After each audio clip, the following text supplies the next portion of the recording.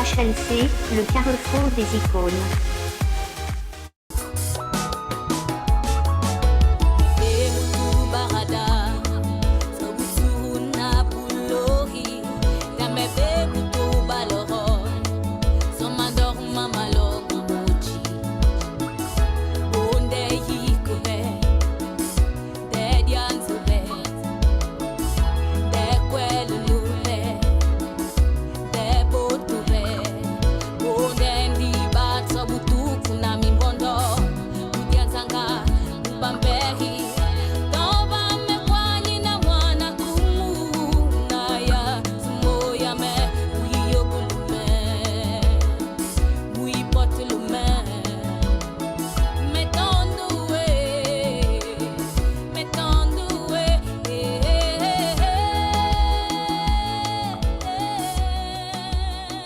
Bonsoir à vous tous qui nous suivez dans les quatre coins du monde.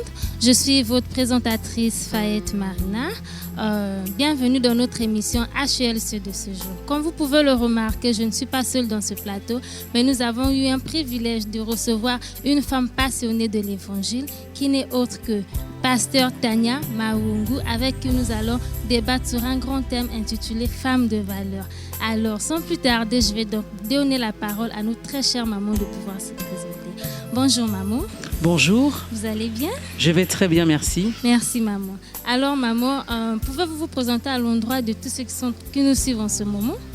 Alors, je suis le pasteur Tanya Maungu. Je suis l'épouse de l'évêque Moshe Maungu, qui est le visionnaire et le pasteur principal de l'église La Grâce des Héritiers, qui est actuellement située à Pointe-Noire au Congo-Brazzaville. D'accord. Et je suis également la présidente de l'association des femmes de valeur, donc une association qui encourage et qui aide les femmes à devenir des femmes de valeur. Ok, merci beaucoup maman.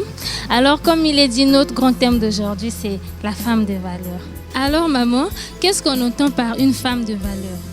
Alors, qu'est-ce qu'on entend par une femme de valeur? On va dire c'est l'exemple, c'est le modèle que devraient suivre en fait toutes les femmes chrétiennes. Car la Bible nous dit dans le livre de Proverbes, au chapitre 31, à partir du verset 10, c'est qui trouvera une femme de valeur, qui trouvera une femme vertueuse? Elle a bien plus de valeur que les perles. Et donc, dans tout ce passage, la Bible nous décrit qu'est-ce que c'est une femme de valeur. Et j'ai envie de vous dire, premièrement, une femme de valeur, c'est une femme qui aime Dieu. Une femme qui a fait une rencontre personnelle avec Dieu, une femme qui craint sa parole et une femme qui met en pratique la parole de Dieu. D'accord, merci beaucoup maman. Merci pour cet éclaircissement sur ce qu'une femme de valeur. Merci beaucoup. Alors maman, comment faire pour devenir une femme de valeur? Alors pour devenir une femme de valeur, donc je vous le disais, une femme de valeur, c'est une femme qui connaît Dieu. Donc une femme de valeur devrait être une femme qui premièrement accepte Jésus-Christ comme sauveur et Seigneur personnel. Une femme de valeur, c'est une femme qui fait la différence. C'est-à-dire c'est une femme qui n'est pas naturelle, c'est une femme qui est surnaturelle. Une femme de valeur, c'est une femme qui n'est pas ordinaire, c'est une femme qui est extraordinaire.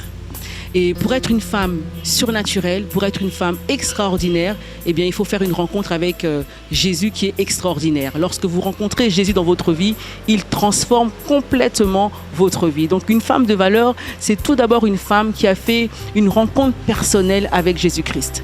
Une femme qui a pris la décision d'aimer Dieu et de le servir de tout son cœur. Ok, d'accord, merci maman. Est-ce que pour devenir une femme de valeur, on doit tout d'abord être chrétienne? Il peut aussi avoir des femmes païennes qui peuvent se mettre en valeur, devenir une femme de valeur. Dieu est accessible à tous. La Bible nous dit que Dieu a tellement aimé le monde qu'il a donné son Fils Jésus-Christ afin que quiconque ne périsse point, mais ait la vie éternelle. Donc, devenir une femme de valeur, j'ai envie de dire, c'est à la portée de celles qui ont envie de devenir une femme de valeur. Et je le dis, la femme de valeur, c'est une femme qui craint Dieu, c'est une femme qui reconnaît Dieu comme étant son créateur. La Bible nous dit que Dieu a créé l'homme à son image et selon sa ressemblance. Et qu'il a donné le pouvoir à tous ceux qui recevaient Jésus-Christ de devenir enfants de Dieu. Aujourd'hui, une personne qui veut devenir une femme de valeur, si elle désire vraiment donner sa vie au Seigneur, elle peut devenir une femme de valeur. Et j'encourage toute femme de se rapprocher du Créateur. Et j'encourage toute femme à devenir une femme de valeur parce que quand tu es une femme de valeur, en fait, tu es une femme équilibrée, épanouie dans tous les domaines de ta vie. Merci beaucoup, maman. Merci de nous avoir apporté un éclaircissement sur ce point. Alors, maman, en tant que femme de valeur que vous êtes, comment est-ce que vous arrivez à concilier la vie professionnelle d'épouse et le ministère? La Bible dit que je puis tout par celui qui me fortifie. Ça peut sembler difficile de se dire qu'une femme peut à la fois être une épouse, être une mère, avoir un travail dans une entreprise ou développer sa propre activité, d'avoir également des responsabilités dans son église. Ça peut sembler beaucoup, c'est vrai, mais avec Dieu, tout est possible. Et surtout, notre Dieu est un Dieu d'ordre. Voilà. Et quand on est conduit par le Saint-Esprit, Dieu nous amène à trouver l'organisation idéale, l'organisation qui va, fonctionner avec la vie que nous menons. Donc quand on est conduit par le Saint-Esprit, Dieu nous aide à ordonner les choses, à savoir gérer ses priorités et organiser notre vie selon les principes de Dieu et selon la volonté de Dieu. Donc j'ai envie de dire, le secret, c'est de se laisser conduire par le Saint-Esprit. La Bible nous encourage. La Bible dit que ceux qui sont conduits par le Saint-Esprit sont fils de Dieu. Et donc quand on se laisse conduire par l'Esprit, l'Esprit de Dieu parle, l'Esprit de Dieu révèle, l'Esprit de Dieu oriente, l'Esprit de Dieu enseigne dans tous les domaines de notre vie. Et quand on se laisse conduire par le Saint-Esprit, il nous aide à organiser notre vie. Donc j'y arrive par la grâce de Dieu lorsque je suis à l'écoute de Dieu et je mets en pratique ce que le Seigneur me recommande de faire. Donc je m'organise en écoutant Dieu. Voilà. Et je structure ma journée, je fais un planning, j'organise les choses. D'accord, maman. Donc, quand on est une femme de valeur, Dieu nous donne des aspirations pour pouvoir tout gérer en même temps, la famille, le boulot et le ministère. En tout cas, merci beaucoup, maman. Et quelles sont les aspirations et les qualités qu'une femme de valeur peut cultiver? Alors, lorsque j'ai commencé ce ministère des femmes de valeur, donc quelques mois après que j'ai été ordonnée pasteur, Dieu m'a révélé en fait 5 principes qui allaient nous aider à devenir justement cette femme de valeur. Ce sont 5 principes, j'ai envie de dire, qui peuvent être 5 qualités qui peuvent nous permettre d'avoir une vie équilibrée et d'être épanouie dans tous les domaines de notre vie. Le premier pilier que Dieu m'avait révélé, c'était que la femme de valeur devait premièrement être une femme de prière. C'est-à-dire une femme qui a fait de la prière un mode de vie et qui intercède pour son prochain. Donc vous savez, la Bible dit au commencement Dieu.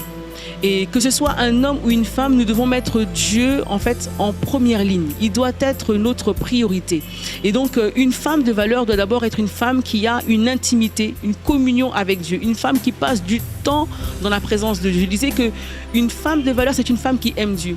Quand on aime une personne, on aime être dans sa présence. Donc une femme de valeur, c'est une femme qui aime être dans la présence de Dieu. C'est pas pour elle un fardeau, mais c'est vraiment une joie, un plaisir que de passer du temps dans la présence de son Père. Donc une femme de prière, c'est d'abord cette femme-là qui aime Dieu et qui aime passer du temps dans sa présence. C'est aussi une femme qui a un dialogue avec Dieu, parce que je considère la prière comme étant un dialogue, c'est-à-dire c'est un échange avec Dieu, c'est-à-dire que c'est pas simplement le fait de demander à Dieu quelque chose, c'est je parle avec Dieu et surtout je suis à son écoute. Donc je parle à Dieu, mais je prends le temps aussi d'écouter Dieu, et donc c'est un échange. Voilà, donc cette femme de valeur est premièrement une femme de prière, une femme qui a un échange, une intimité avec Dieu, une femme qui a fait de la prière un mode de vie, c'est-à-dire c'est pas simplement une femme qui prie quand elle va sur le lieu du culte, mais c'est une femme, la prière c'est matin, c'est midi, c'est le soir, c'est du lundi au dimanche, c'est de janvier à décembre, c'est vraiment un mode de vie, c'est-à-dire que sans la prière, sa vie, il lui manque quelque chose. Donc ça, c'est le premier pilier de la femme de valeur, c'est une femme de prière. Ensuite, il y a le deuxième pilier que le Seigneur m'avait révélé, c'est que la femme de valeur, c'est aussi une femme de parole. C'est-à-dire une femme qui a la connaissance de la parole de Dieu. La Bible nous dit, médite ce livre de la loi jour et nuit. Et c'est comme cela que tu vas réussir dans tout ce que tu entreprends. Donc la femme de valeur, c'est une femme qui prend le temps de lire, d'étudier, de méditer la parole de Dieu et surtout de la mettre en pratique. C'est aussi une femme qui parle pour édifier et sur laquelle on peut compter. On peut compter sur elle parce que c'est une femme de parole. C'est une femme qui connaît la parole de Dieu. Quand elle s'adresse à vous, elle le fait avec douceur, elle le fait avec sagesse. Elle vous ramène vers le droit chemin. C'est une femme, vraiment, on peut compter sur elle. C'est une femme qui sait garder les secrets lorsque vous vous confiez à elle. C'est une femme qui ne vous juge pas, mais c'est une femme qui vous encourage au lieu de vous décourager. Donc la femme de parole, une femme qui parle pour édifier et sur laquelle on peut compter. Le troisième pilier de la femme de valeur, c'est d'être une femme d'intérieur. Une femme qui prend soin d'elle et une femme qui prend soin de sa maison. Dieu nous a donné un corps et en tant que femme, nous devons prendre soin du corps que Dieu nous a donné. Voilà, donc c'est une femme qui prend soin de son hygiène, qui a une hygiène de vie, qui prend soin de son corps, qui fait attention à ce qu'elle mange, à ce qu'elle boit, qui a des activités physiques, en tout cas, qui honore Dieu. Avec le corps qu'il nous a donné, on en prend soin. Et c'est une femme qui apprend à s'aimer. Parce qu'en tant que femme, c'est important de s'aimer. C'est important de croire en nous.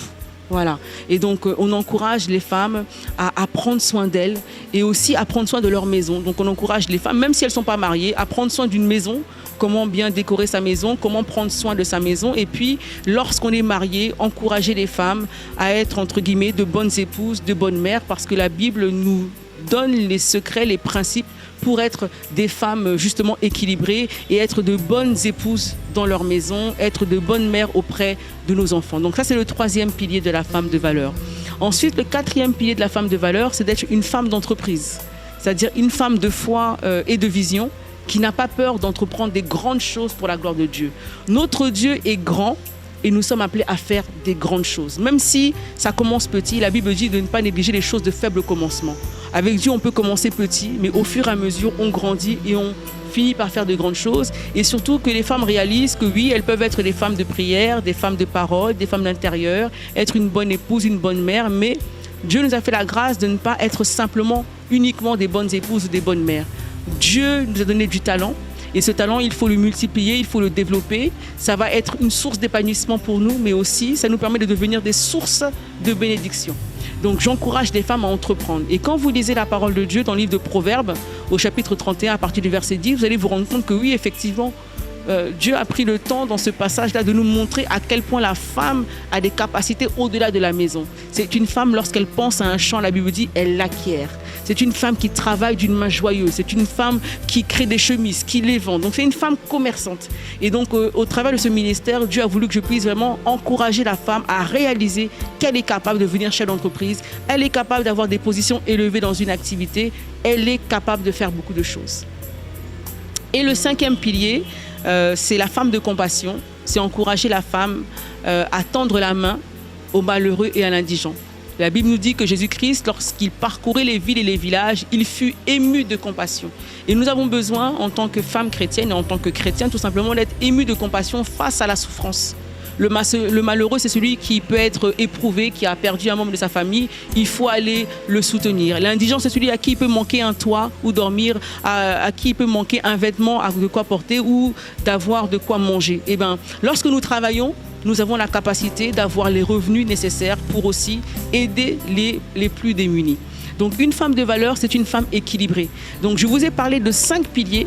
Et ces 5 piliers-là, c'est important de respecter l'ordre des piliers. La Bible nous dit que Dieu n'est pas un Dieu de désordre, mais c'est un Dieu de paix.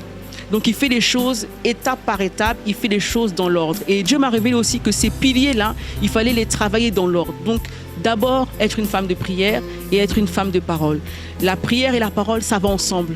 La Bible dit, en priant, ne multipliez pas de vaines paroles. Donc, quand la prière, c'est un dialogue avec Dieu, c'est comme vous voulez parler avec un asiatique ou un anglophone, pour vous faire comprendre, il va falloir parler le même langage que lui. Avec Dieu, c'est pareil. Le langage que Dieu comprend, c'est sa parole. Donc, quand on est une femme de prière, on est à la fois aussi une femme de parole. Donc, les deux vont ensemble. Il faut être aussi une femme d'intérieur. Donc, c'est pas la peine de vouloir être une femme mariée si tu n'as pas fait alliance d'abord avec Dieu. Avant de faire alliance avec un homme, il faut d'abord faire alliance avec Dieu. Donc, c'est important d'être d'abord une femme de prière, une femme de parole et ensuite, effectivement, chercher à être une femme d'intérieur, une femme épouse ou une femme mère. Et ensuite, lorsque je suis équilibrée, je suis à la maison, je prends soin de ma maison. Lorsque j'ai pris soin de ma maison, je peux maintenant sortir de la maison et être utile pour la société, utile pour mon environnement. Et je deviens une femme d'entreprise. Quand la Bible nous parle de la parabole des talents, cette parabole ne fait pas référence uniquement à un homme, au sexe masculin. Dieu parle de l'homme avec un grand H. Les hommes et les femmes ont reçu des talents. Il y en a un qui a reçu un. L'autre 2. Chacun de nous a reçu selon ses capacités. Ces talents, nous sommes appelés à les multiplier et afin de devenir des sources de bénédiction. Donc, chacune de nous, on a reçu des talents. Il faut les identifier, Et lorsqu'on les a identifiés, il faut être formé, travailler pour pouvoir justement devenir une source de bénédiction. Donc je peux devenir une femme d'entreprise, je peux créer, je peux commercialiser. Cela est possible aussi en tant que femme.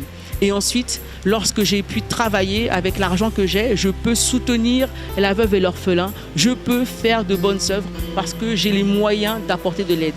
Voilà, donc c'est un peu ça, les 5 piliers de la femme de valeur. Et ça fait maintenant 10 ans que par la grâce de Dieu, j'encourage, j'aide des femmes à travailler ces 5 piliers pour devenir équilibrées et épanouies dans tous les domaines de leur vie, devenir une source de bénédiction pour sa famille, mais également pour sa nation. Ok, merci beaucoup maman. Donc nous avons compris exactement ceux qui sont en train de nous regarder en ce moment que pour être une femme de valeur, nous devons avoir ces 5 piliers de femme de valeur, ces 5 qualités. Ben donc voilà maman, petit à petit, nous allons vers la fin de notre émission. Avez-vous un dernier mot à adresser à nos chers internautes? Si vous avez un dernier mot, vous pouvez leur adresser. Effectivement, je m'adresse à toutes les personnes qui nous suivent. Lorsque j'ai rencontré le Seigneur Jésus-Christ, ma vie a totalement changé. Je vous dis bien totalement changé. Et si j'ai un message aujourd'hui pour ceux qui m'entendent, peut-être que tu te poses la question de savoir qui je suis. Qu'est-ce que je suis appelé à faire? Tu es une créature de Dieu, mais tu peux devenir, si tu le souhaites, un enfant de Dieu et devenir ensuite un fils et une fille de Dieu. Et ta vie, à ce moment-là, va commencer à avoir un sens. Dieu a donné un sens à ma vie. Il a donné, j'ai envie de dire, une mélodie à ma vie. Il a donné des couleurs à ma vie. Et c'est ce que je vous souhaite. Rencontrez le Seigneur Jésus-Christ. Il va changer votre vie. Il va faire de vous les hommes et les femmes que vous devez être. Vous êtes des créatures merveilleuses. Vous n'êtes pas appelés à souffrir, mais vous êtes appelés à être heureux. Vous n'êtes pas appelés, j'ai envie de dire, à devenir des hommes qui détruisent, mais vous êtes appelés à devenir des personnes qui vont bâtir. Alors je vous encourage à bâtir pour la gloire de Dieu. Devenez les enfants de Dieu, devenez les fils de Dieu et votre vie va totalement changer. Vous serez épanouis et vous allez devenir des sources d'épanouissement. Dieu est capable de guérir, de transformer, de délivrer. Il est capable de tout. En 2019, si tu avais été loin de Dieu, en 2020, sois proche de Dieu et tu ne seras pas déçu. Tu ne seras pas dans la confusion. L'Éternel sera avec toi et ta vie sera vraiment merveilleuse. C'est ce que je vous encourage à devenir. Devenez des enfants de Dieu, devenez des fils de Dieu. Mettons la parole de Dieu en pratique. Nous allons changer le monde. Que Dieu vous bénisse. Merci maman, en tout cas, ce fut un réel plaisir pour nous de vous avoir ce soir dans notre émission. En tout cas, c'est une grande bénédiction pour nous.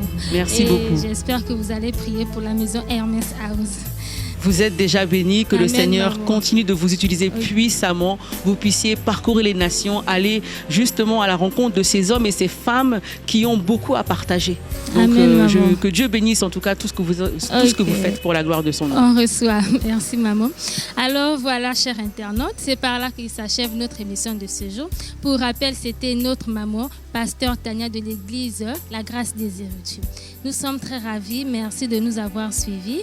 À l'équipe technique, la caméra, c'était Monsieur Mamadou Baye, Monsieur Chancy Ristal. À la réalisation, c'était Monsieur Hermès Pro. Merci de nous avoir suivis. On se dit donc à très bientôt.